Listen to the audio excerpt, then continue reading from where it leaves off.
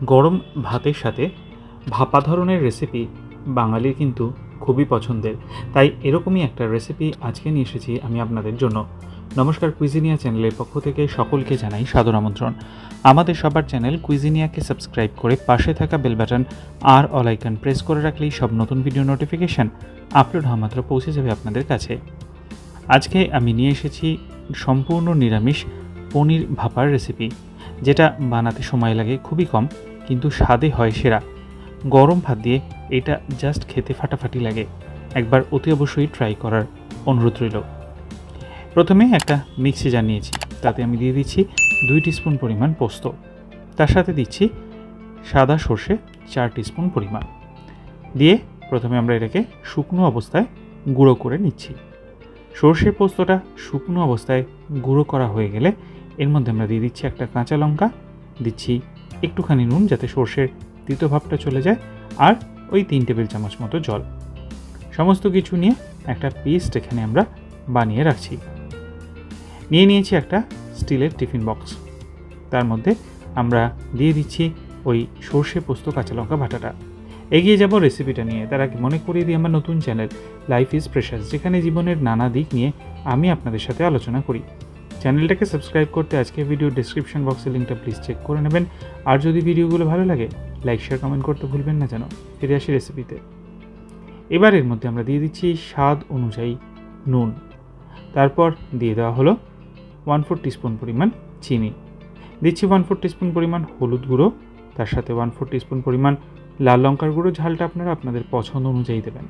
1/2 teaspoon দিয়ে দিলাম কাশ্মীরি লাল লঙ্কার গুঁড়ো, দিচ্ছি 2 টিস্পুন পরিমাণ নারকেলের গুঁড়োর পাউডার, পরিবর্তে আপনারা নারকেল কোড়া ব্যবহার করতেই পারেন।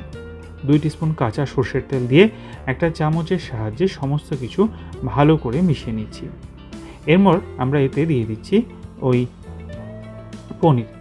200 গ্রাম পনির আমরা এখানে একটু বড় সাইজের টুকরো করে কেটে এর মধ্যে অ্যাড করে দিচ্ছি।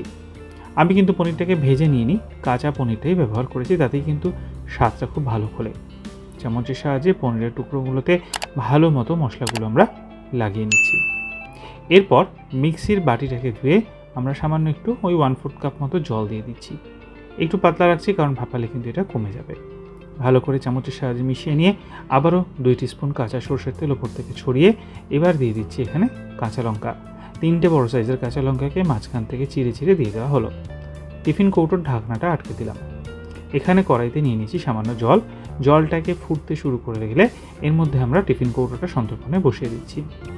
দিয়ে এবার আমরা এটাকে ঢাকনা চাপা দিয়ে এটাকে স্টিম করব। খেয়াল রাখবেন জল যেন টিফিন কৌটোর ঢাকনা অবধি না ওঠে। ঢাকনা চাপা দিয়ে মিডিয়াম ফ্লেমে 10 মিনিটের জন্য এটাকে আমরা স্টিম করব।